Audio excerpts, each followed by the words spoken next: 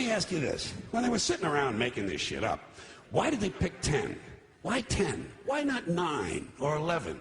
I'll tell you why. Because 10 sounds official. 10 sounds important. They knew if it was 11, people wouldn't take it seriously. So what, are you kidding me? The 11 commandments? Get the fuck out of here. But 10 sounds important. 10 is the basis for the decimal system. It's a decade. It's a psychologically satisfying number. The top 10, the 10 most wanted, the 10 best dressed. So having 10 commandments was really a marketing decision. And to me, it's clearly a bullshit list. It's a political document artificially inflated to sell better. I'm going to show you how you could reduce the number of commandments and come up with a list that's a little more workable and logical. We're going to start with the first 3, and I'll use the Roman Catholic version because those are the ones I was taught as a little boy. I am the Lord thy God. Thou shalt not have strange gods before me. Thou shalt not take the name of the Lord thy God in vain. Thou shalt keep holy the Sabbath. Right off the bat, the first 3, pure bullshit. Sabbath day, Lord's name, strange gods. Spooky language. Spooky language. Designed to scare and control primitive people. In no way does superstitious nonsense like this apply to the lives of intelligent, civilized humans in the 21st century. You throw out the first 3 commandments, you're down to 7. Next, honor thy father and mother. Obedience, respect for authority. Just another name for controlling people.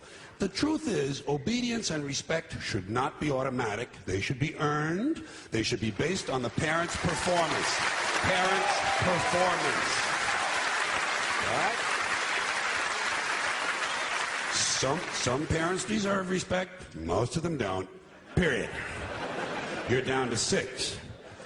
Now, in the interest of logic, something religion is very uncomfortable with, we're going to jump around the list a little bit. Thou shalt not steal. Thou shalt not bear false witness. Stealing and lying. Well, actually, these 2 both prohibit the same kind of behavior. Dishonesty, stealing, and lying. So you don't need 2 of them. Instead, you combine them and you call it thou shalt not be dishonest. And suddenly, you're down to 5.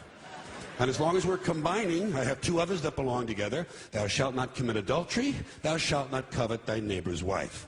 Once again, these 2 prohibit the same kind of behavior. In this case, marital infidelity. The difference is coveting takes place in the mind, and I don't think you should outlaw fantasizing about someone else's wife. Otherwise, what's a guy going to think about when he's waxing his carrot? But marital fidelity is a good idea, so we're going to keep the idea and call this one, thou shalt not be unfaithful. And suddenly, we're down to 4. But when you think about it, honesty and fidelity are really part of the same overall value. So in truth, you could combine the 2 honesty commandments with the 2 fidelity commandments and give them simpler language, positive language instead of negative, and call the whole thing, thou shalt always be honest and faithful, and we're down to 3. Thou shalt, they're going away fast. Thou shalt not covet thy neighbor's goods. This one is just plain fucking stupid. Coveting your neighbor's goods is what keeps the economy going. All right? Your neighbor gets a vibrator that plays "O Come All Ye Faithful." You want to get one too. Coveting creates jobs. Leave it alone. You throw out coveting, you're down to 2 now, the big honesty and fidelity commandment, and the one we haven't talked about yet, thou shalt not kill, murder, the 5th commandment. But when you think about it, religion has never really had a big problem with murder. Not really. More people have been killed in the name of God than for any other reason. All you have to do... Look.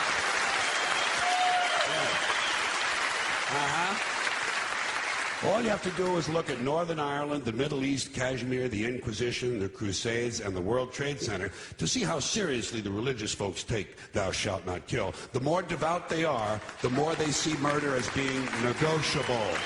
It's negotiable. You know? It depends. It depends. It depends on who's doing the killing and who's getting killed. So, with all of this in mind, I leave you with my revised list of the 2 commandments. Thou shalt always be honest and faithful to the provider of thy nookie.